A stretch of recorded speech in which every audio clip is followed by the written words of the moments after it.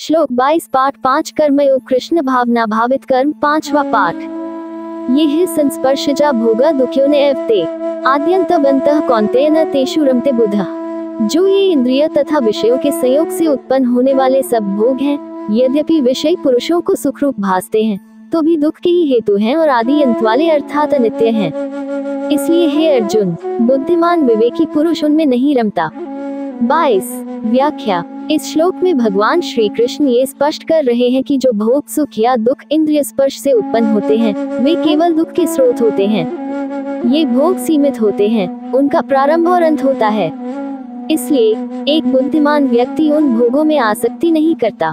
यहाँ संस्पर्शजा भोगा से तात्पर्य है कि जो भोग इंद्रिय संपर्क से प्राप्त होते हैं, जैसे कि स्वाद, गंध, स्पर्श आदि, वे क्षणिक और अस्थायी होते हैं।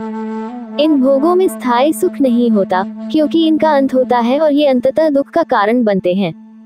इसलिए जो व्यक्ति इन भोगों में रमते हैं और इन्हीं पर निर्भर रहते हैं, वे जीवन के वास्तविक उद्देश्य को नहीं समझ पाते। वे तात्कालिक सुख में ही लिप्त रहते हैं, जो अंततः उन्हें दुखी करता है। एक बुद्धिमान व्यक्ति इस अस्थायित्व को समझता है और ऐसे भोगों में अपनी आसक्ति नहीं रखता, बल्कि स्थायी और शाश्वत आनंद की ओर अग्रसर होता है। इस श्लोक के माध्यम से भगवान श्री कृष्ण हमें ये सिखाते हैं कि हमें अस्थायी भोगों में न फंसकर ध्यान और साधना के माध्यम से स्थायी और शाश्वत सुख की ओर बढ़ना चाहिए। श्लोक 23 पाठ 5 कर्मयोग कृष्ण भावना भावित कर्म 5वां पाठ। शक्नोति है व्यः सोढुः प्राक्शरीर विमोक्षणात् कामक्रोधोद्भव वेग से युक्त स सुखी नरः।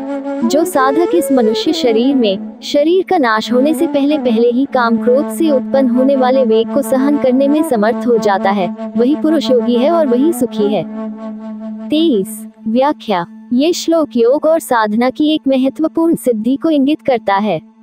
इसमें भगवान श्री कृष्ण ये बता रहे हैं कि एक सच्चा योगी वही है जो इस जीवन में रहते हुए शरीर के परित्याग से पहले अपने भीतर के काम और क्रोध जैसे मानसिक वेगों को सहन करने में सक्षम होता है।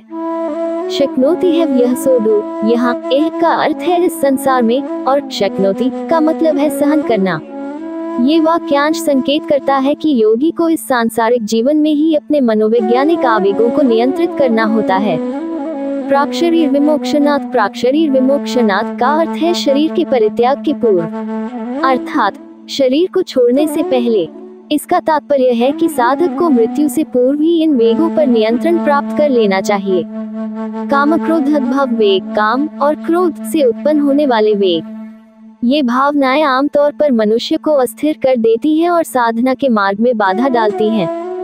संयुक्तः स सुखी नरः। जो व्यक्ति इन वेगों को सफलतापूर्वक नियंत्रित कर लेता है, वह योगी, युक्त और सुखी होता है।